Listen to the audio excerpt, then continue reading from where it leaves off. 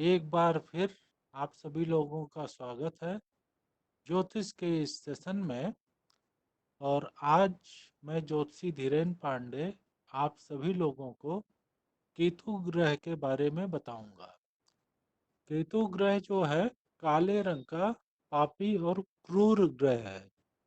केतु से चर्म रोग, हाथ पैरों में कष्ट, भूख और भोजन जैसी समस्याओं को देखा जाता है। केतु चूंकि जैसे नीचे का हिस्सा है, ड्रैगन्स टेल बोलते हैं। राहु को ड्रैगन हेड बोलते हैं, सर्प का ऊपरी हिस्सा। तो केतु चूंकि नीचे का हिस्सा है, इस कारण से ये सिर के नीचे के भाग को रिप्रेजेंट करता है, प्रतिनिध है धड़ को। और इसीलिए भोजन और भूख, पेट आदि के हिस्से को केतु से रिप्रेजेंट करते देखते हैं। केतु मंगल जैसा ग्रह है। ये शक्ति, शौर्य, साहस, क्रोध देने वाला ग्रह है। केतु द्वादश भाव में हो तो मोक्ष का कारक होता है। केतु से माता के पिता अर्थात नाना का विचार करते हैं। केतु वृश्चिक राशि में उच्च का और वृष राशि में नीच का होता है। केतु संसार की अपेक्षा अध्यात्म में व्यक्ति को अग्रसर करता है। केतु का रत्न लहसुनिया है, जो बिल्ली की आंख की तरह होता है। इसे कैट्स आई कहते हैं।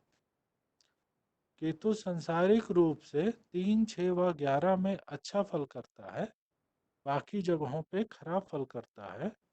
12वें स्थान में जब केतु होता है तो मोक्ष कारक होता है। तो मित्रों, अब मैं आप सभी लोगों को केतु का जो 12 भावों में फल है, 12 हाउसेज में, उसके बारे में एक एक करके बताऊंगा। केतु जब प्रथम भाव में होता है तो व्यक्ति को चंचल, भीरू, आचरण खराब होता है, मूर्ख बनाता है। वृश्चिक में अगर उच्च का हो, केवल वृश्चिक में होने पे सुख देगा, धनी देगा, परिश्रमी बनाएगा। बाकी पहले घर में 11 राशियों में हो तो व्यक्ति को ये माइंडलेस बनाएगा। व्यक्ति बहुत गंभीरता से सोच के कोई निर्णय नहीं देगा, क्योंकि केतु नीचे का हिस्सा है। तो ये बहुत सोच विचार करके डिसीजन नहीं लेने देता है।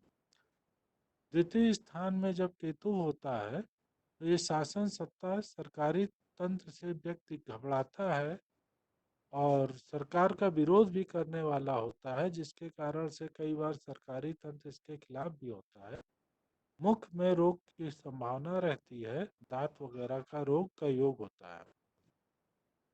तृतीय स्थान में जब केतु होता है तो व्यक्ति को चंचल बनाता है, वात रोगी, वायु वाले रोग, व्यर्थ की बातचीत व्यक्त करता है, भूत प्रेतों की पूजा करने वाला होता है। तृतीय स्थान पराक्रम का है, बाहुबल का है, शॉर्ट जर्नी का है।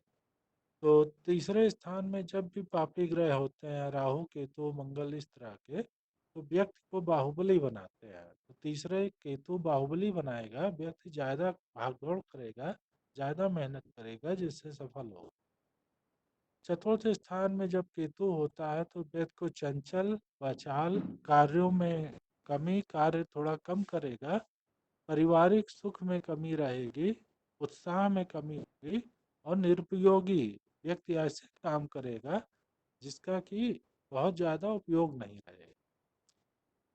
पंचम स्थान में जब केतु होता है तो व्यक्ति को जो है गलत कुबुद्धि, गलत चाल चलन वाला बना देता है, वात रोगी होता है।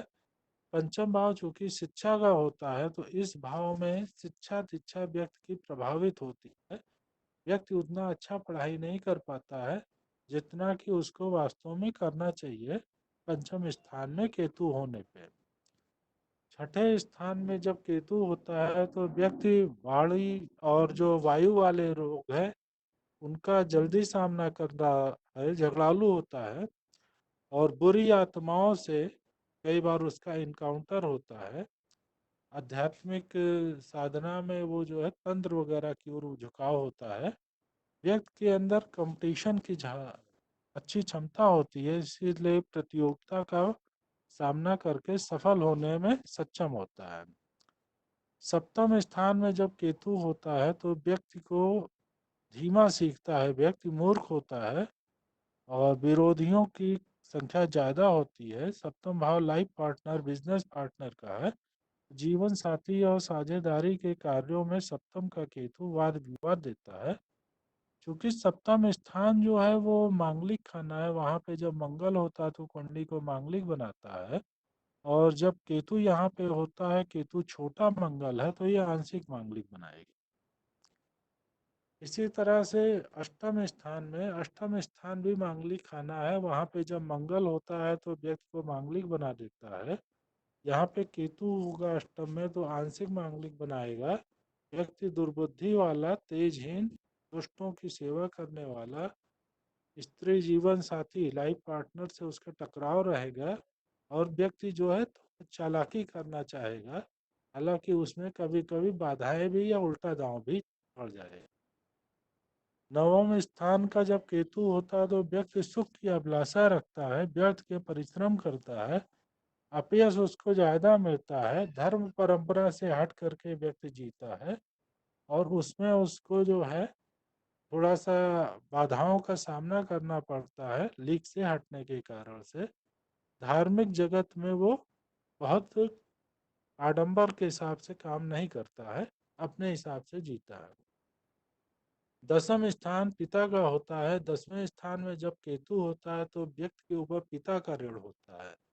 चौथे में केतु होगा तो माता का ऋण देगा, क्योंकि चौथा स्थान माता का है। और 10वें स्थान पे केतु होगा तो पिता का ऋण देगा। व्यक्ति जो है कार्य व्यवसाय में धीमी रफ्तार से आगे बढ़ता है, मूर्ख होता है, व्यर्थ के परिश्रम करता है और उसके कारण से उसको सक्सेस थोड़ा देर से मिलती है। शासन सत्ता संबंधी कार्यों में धीमी रफ्तार से व्यक्ति सक्सेस होता है, धीमी रफ्तार से आगे बढ़ पाता है।